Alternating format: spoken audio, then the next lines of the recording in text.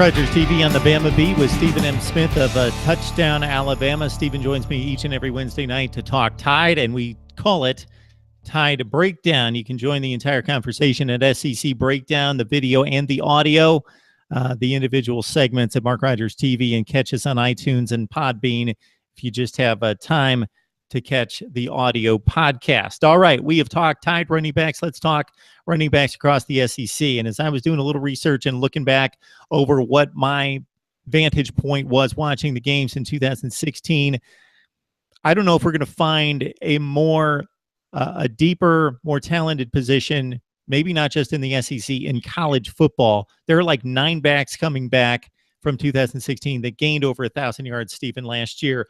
I would love to hear you wade through all this talent and find a top 5 for me. I mean, it's insane the talent that comes back to the SEC at the running back position. But I've got my 5 listed right here. And at number 5, I got to go with Benjamin Snell Jr., Benny Snell out of Kentucky. Benny Snell had a huge year a season ago.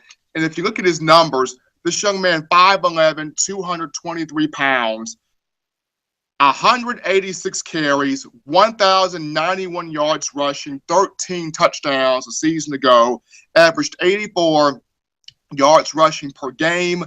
This is a young man who had 1, 2, 3, 4, 5 100-yard performances, including 3 against SEC opponents Mississippi State, Missouri, and Georgia. Benny Snell's best game against Missouri, 38 carries for $192 and 2 touchdowns.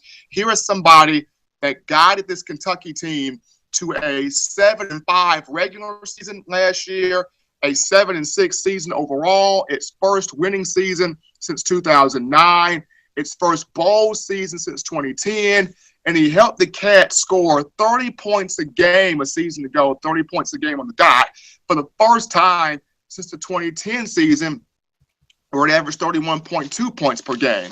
So number 5, got to go Benjamin Snell out of Kentucky. At number 4, I got Alabama's Bo Scarbrough for the simple reason of, you saw when Bo Scarbrough got injured, Mark, everybody forgot Damien Harris was on the roster.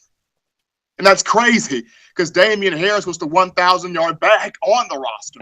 But when Bo Scarbrough went down, it was a collective, oh my gosh, are you kidding me, from Alabama fans, because the way he had surged from the LSU game, Tennessee game, Florida game, Auburn game, to the college football playoff stage, Scarbrough got better each and every week. Here was a guy that had 125 carries for 812 yards, 11 rushing touchdowns, had 2 100-yard games against Tennessee, and of course the Alabama record game he had against Washington in the Peach Bowl, 19 carries, 180 yards, 2 touchdowns, really played well, rushed for 90-plus yards against Auburn in the Iron Bowl and against Florida in the Southeastern Conference title game. So Bo Scarbrough, number 4. At number 3, I have Nick Chubb. And there's a reason why I have Nick Chubb at number 3, and I'm going to explain this now. Nick Chubb at number 3, if you go back to his freshman year, Nick Chubb, 219 carries, 1,547 yards, 14 touchdowns, Nick Chubb freshman year. He averaged 119 yards a game as a freshman. His junior year, 2016, 224 carries, 5 more carries from his freshman year. 1,130 rushing yards. There's a drop in production from that freshman year to this past year. Freshman year, 1,547 yards. Last year, 1,130.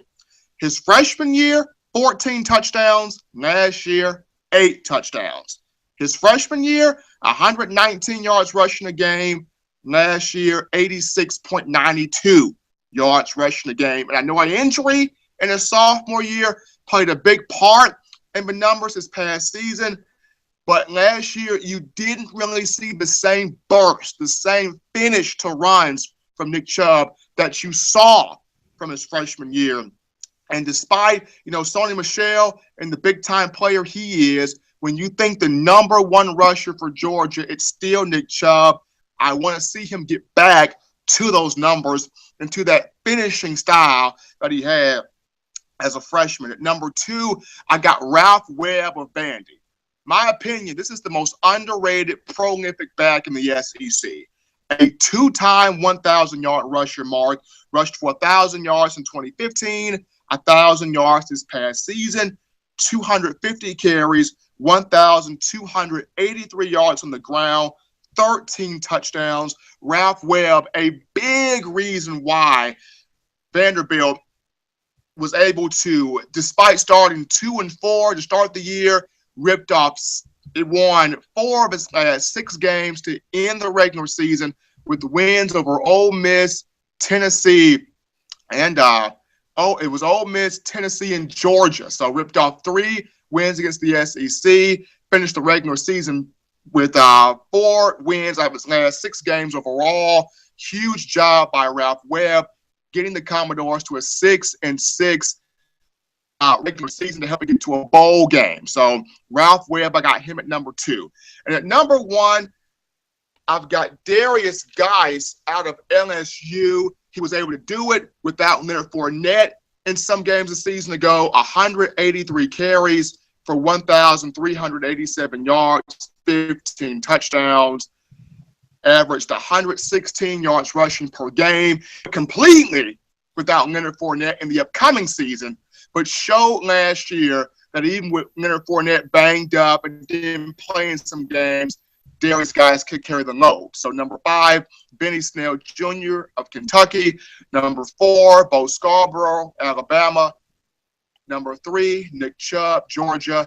Number 2, Ralph Webb, Vanderbilt. Number 1, Derrius Guice, the Louisiana State University Tigers.